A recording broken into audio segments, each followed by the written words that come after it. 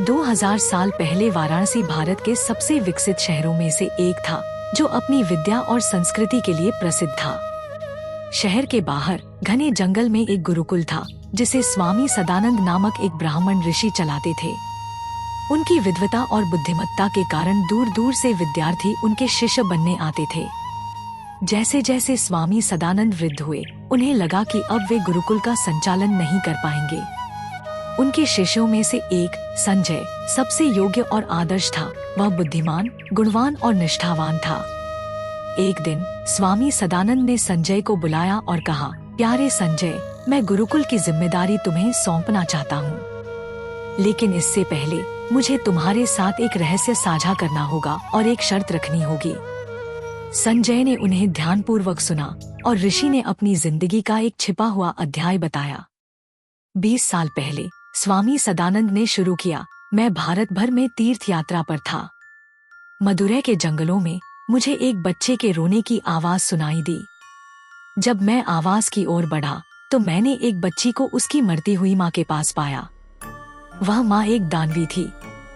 डर के कारण मैं भागने की कोशिश करने लगा, लेकिन दानवी ने मुझे रोककर अपनी आखिरी इच्छा बताई। मैं अपनी प्रजाति की आखिरी दानवी हूँ, उसने कहा। इस दुनिया को अब दानवों की जरूरत नहीं, क्योंकि मनुष्यों ने अपने अंदर खुद के दानव पैदा कर लिए हैं। कृपया मेरी बेटी को अपनाएं और उसे इंसानों के बीच बड़ा करें। जब समय आए तो उसका विवाह एक योग्य पुरुष से करवा दे, ताकि वह शांति से जी सके। उसकी विनती सुनकर मैंने उसकी बेटी को पालने का वचन दिया। मैं उसे पास के पहाड़ की एक गुफा में ले आया, जहाँ वह तब से रह रही है। मेरी आखिरी इच्छा है कि तुम उसका ध्यान रखो और उसके लिए एक योग्य वर खोजो।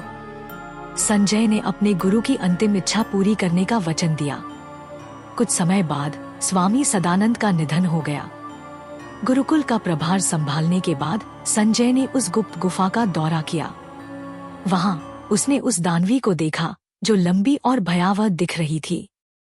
साहस जुटाकर उसने अपने गुरु का नाम लिया और आश्चर्यजनक रूप से वह दानवी एक सुंदर युवती में बदल गई। मुझसे डरो मत, उसने कहा। जैसे जैसे दानव बड़े होते हैं, वे अद्भुत शक्तियां प्राप्त करते हैं। मैं भोजन के बिना भी केवल सूर्य की रोशनी से जीवित रह सकती हूँ। मेरी माँ ने कहा था कि मेरा भविष्य मनुष्यों के बीच है। क्या तुम मुझे लेने आए हो? संजय ने उसे सब कुछ बताया और उसे गुरुकुल के पास एक गुप्त स्थान पर ले गया। फिर उसने उसके लिए एक योग्य वर की तलाश शुरू की। पहला व्यक्ति जिससे उसने संपर्क किया एक शाही कवि था। लेकिन जब उसने सुना कि वधु एक दानवी है, तो उसने हंसते हुए कहा, मैं इतनी कुरूप और भयानक दानवी से विवाह क्यों करूं? मैं तो बेहद सुंदर हूं। फिर संजय ने एक अमीर व्यापारी से बात की। व्यापारी ने रुचि दिखाई, लेकिन एक भारी दहेज की मांग की। यदि मुझे एक दानवी से शादी करनी है तो मुझे दूसरों से दुगना दहेज चाहिए, उसने कहा। अंत में संजय ने एक शाही अधिकारी से मुलाकात की, जो अपने पुत्र के लिए दुल्हन की तलाश कर रहा था। अधिकारी के पुत्र ने पूछा कि क्या दानवी के पास कोई असाधारण शक्ति है। जब संजय ने पुष्टि की तो उसने एक निर्दयी शर्त रखी, मैं उससे शादी करूंगा, लेकिन केवल इस शर्त पर कि वह मेरी प्रिय राजकुमारी की दासी बनकर रहेगी और उसकी हर आज्ञा मानेगी। इन सभी प्रत्याशियों के स्वार्थ और घमंड को देखकर संजय बहुत निराश हुआ। तभी एक दिन एक शाही प्रशासक ने सुझाव दिया, यदि तुम्हें यकीन है कि वह निर्दोष है, तो तुम स्वयं उससे विवाह क्यों नहीं कर लेते? तुम युवा, बुद्धिमान और आदर्श पुरुष हो, तुम ही उसके लिए सही हो। इस विचार ने संजय को गहराई से प्रभावित किया। सोच विचार के बाद उसने दानवी से विवाह करने का निर्णय लिया। अगले दिन उसने सभी को यह घोषणा कर दी। दानवी के आने के दिन एक शानदार रथ घोड़ों द्वारा खींचा हुआ संजय के घर पहुंचा। उसके साथ कई गाड़ियों में बहुमूल्य खजाने, सोना, हीरे, रेशमी वस्त्र और बहुत कुछ लाए गए। रथ से एक स्वर्ग की अप्सरा जैसी सुंदर महिला उतरी। जिन लोगों ने पहले उसे ठुकरा दिया था, वे उसकी सुंदरता देखकर शर्मिंदा हो गए। कुछ समय तक संजय और उसकी पत्नी ने गुरुकुल में शांति से जीवन बिताया, लेकिन लोगों की ईर्ष्या और पूर्वाग्रह बढ़ने लगे। उन्होंने उनके खिलाफ षड्यंत्र रचना शुरू कर दिया।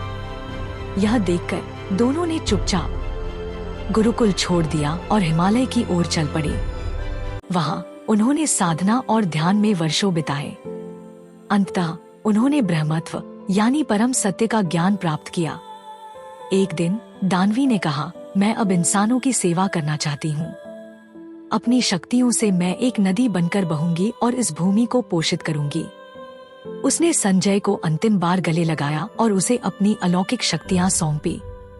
फिर वह मुस्कुराते हुए एक नदी में बदल गई, जो आज भी धरती को अपना आशीर्वाद देती है। संजय समाज में लौट आया और एक नए नाम से लोगों की सेवा करने लगा। जब उसका समय आया तो उसने अपनी पत्नी द्वारा दी गई शक्ति का उपयोग करते हुए अपना शरीर नदी में विलीन कर दिया। कहा जाता है कि संजय उस समय के बोधिसत्व थे। यह कहानी हमें करुणा, त्याग और मानवता के सच्चे स्वरूप की याद दिलाती है। आपको ये कहानी कैसी लगी कमेंट में बताइए। ऐसी ही मजेदार कहानियों के लिए लाइक और सब्सक्राइब जरूर करें।